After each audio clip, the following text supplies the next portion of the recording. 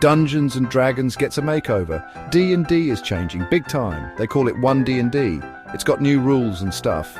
But guess what else is new? The words they use. That's right, even fantasy worlds change how they talk. Some folks are freaking out. They like the old words. They think the new words are like trying to control our brains, man. Is this true? Let's find out.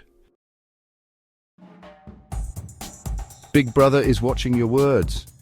Back in 1949, a super smart dude named George Orwell wrote a book. It was called 1984. Scary, right? In this book, the government controls everything, even the words people use. This messed up language is called newspeak. It's designed to make people think only certain thoughts.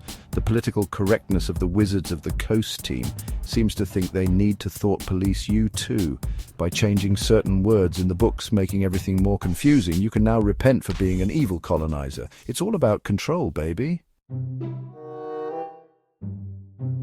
One D&D and Newspeak friends or foes. So, is One D&D turning into 1984? Are they making us use Newspeak now?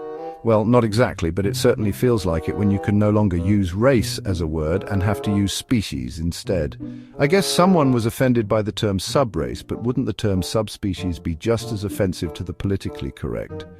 So it is not quite Newspeak yet. We might have to give it a few more editions to get there. With 5th edition, we have term humanoids, but it begs the question, if humans are humanoids, then what is a human?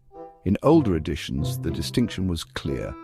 Humans are humans. Elves, dwarves, gnomes and the like are demi-humans, and monstrous races are called humanoids. Clear, concise language, not newspeaky at all. They're trying to use simpler words, but this causes more confusion than it fixes. I can't imagine how this game will sound after a few new additions later. Will we be able to use the term dungeon master?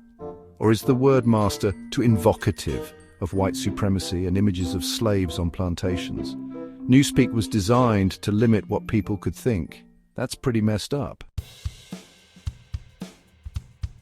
Can words really control us? Words have power, that's for sure, but can they really control us? That's a tough one. One D&D might be changing some words, but it's not trying to control our thoughts, or is it? Let me know what you think down below.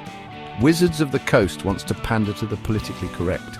It's a story as old as D&D itself. Do you remember the satanic panic of the 80s?